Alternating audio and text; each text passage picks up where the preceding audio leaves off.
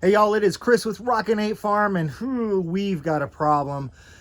This problem isn't necessarily so much about me being behind on things, it's about the weather just not cooperating. Typically this time of year we get these like really big rainstorms, but then it's dry for 8-10 days, and then we get a really big rainstorm. And so May is always a very wet month for us, but it's usually like big rainstorms all at once. What we've been getting lately is that awesome rain that really soaks in, and I know I should be jumping for joy, but it makes onion harvesting almost impossible. So I've got to come up with a non-traditional solution to my onion harvesting. Y'all saw that I posted a video last week talking about kind of the first steps in onion harvesting. Well, where we were at now, because the onions have all laid down, was that you pull them out of the ground and you lay them on the dirt and you kind of cover one onion up with the greens of another and you let them dry in the sun for 2, 3, 4 days, and then they're ready to like put into bags and hang up in a nice airy place to continue curing. Problem is, we haven't had a 24-hour period in the last week that didn't include some rain. I didn't want to pull the onions up and lay them on top of the dirt because that is a surefire way to make sure they rot. Once you get the onions out of the ground, they got to stay dry. So I have left them in the ground up to this point, even though all of the greens are laying down, because I'm just thinking that the chances of them rotting in the ground are lesser. Basically, they're just continuing basically they're just continuing to drink water, which means they're continuing to get bigger, which means we're probably still going to have some onions rotting, but we'll just use the biggest onions first and work our way down to the littlest onions, which is what you should do anyhow, and I think we'll probably be okay, but only if I can get this freight train towards destination rot stopped here and now. So I think I've come up with an idea. I think I've come up with a solution. Basically, today's all about garden work. I've got to get these onions out of the ground, and then we'll go from there. I'm going to go with a simple rack solution. I just have to find a place to put all the stuff that's currently on the rack. So before I jump in here and show you this, just do me a favor. Hit that subscribe button, click that notification bell, and go check out the website, rockinfarm.com. All right, here's the rack in my very full laundry room. So that's part of the problem, is that if I clear all the stuff off of this rack and put onions on all of these rack surfaces, I can put a fan in here to keep some air moving, but what do I do with all of this stuff? All right, y'all, so the laundry room is a bit of a mess. I'm almost embarrassed to show it to y'all, but the end result of our quick little project here is that I've got a 4-shelf rack system that's been cleared off that we can use for storing onions.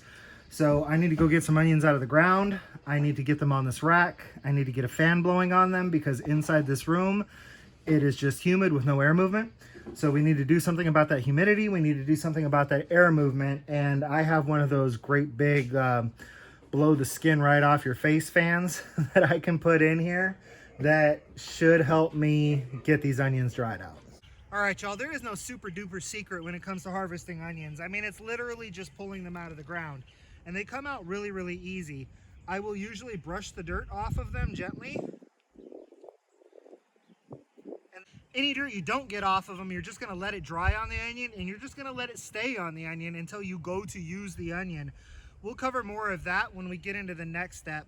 For this step, what I would do if this was a regular year is when I pull the second onion, I would lay the first one in the garden, and I would lay the greens of the second one over top of it, and I would do that all the way down the row, and that would be to prevent sun scald. Now, the one thing I can tell you about onions is that you want to be careful with them. I got some simple onion math for you here. You treat an onion roughly, you're going to cause it to bruise. A bruised onion equals a rotten spot on the onion. A rotten spot on the onion equals a rotten onion. A rotten onion equals the 6 or 8 onions around it being rotten, and 6 or 8 onions equals an entire bag of rotten onions. So be careful with the onions. What I tell my kids when they're helping me pull onions is treat them like you're working with eggs, and that is an over-exaggeration, but for the kids, if you over-exaggerate, they'll kind of back off to where you really want them, which is just be careful with the onion. So we're gonna pull these onions. We're just gonna be careful with them and not be tossing them around. Like I said, it's not like you actually have to treat them like you're working with eggs, but the more you have that mindset, the better off you're gonna be.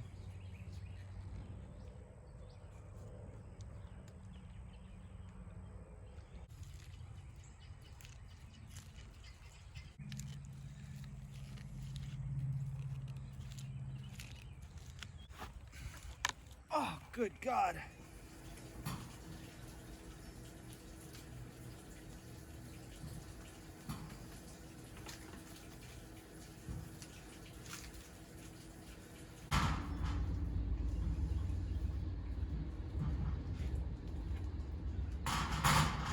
All right, y'all, so that's all of the Texas sweets. I've got all the Texas sweets out of the garden. I now have an empty garden bed there that I can try and throw something else in.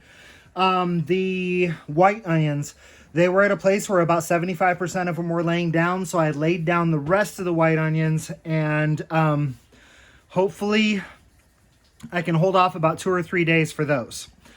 The red onions, only about 15 to 25% of them were laying down. I want to get that up closer to 50, 60, 75%. So hopefully those will hold off about a week. If they do, this is going to work out okay. First of all, this is the bad boy that I'm going to use to run air in here. This thing puts out a ton of air. This is one of those ones that, like, if you pull open your mouth with your fingers, your cheeks just puff out, okay? It puts out a lot of air. So let me see. If I pull the whites in 3 days, they can go on these top 2 racks. And then if I pull the reds 3 days after that, the Texas sweets will have been on the rack for about 6 days, and I can go ahead and harvest them into bags at that point. So I'll keep y'all up to date, but I kind of showed you what I would do in the garden if it was beautiful sunny weather. And now you see what I'm doing with my onions because I can't seem to get a dry day. So this is kind of harvesting of onions part 2. Stay tuned for where we go next. I hope you're finding these videos informational, and I hope they're helping you out with your onion harvest, especially those of you that are up north and you're not going to be doing onions for a while. If it's your first time with onions, there's always a solution. There's always a workaround. Onions are easy to grow, so don't give up on them. If anybody has any questions, drop them down in the comments or shoot me an email at rockin8farm@gmail.com. And until I see y'all again, this has been Chris. Be happy and live healthy.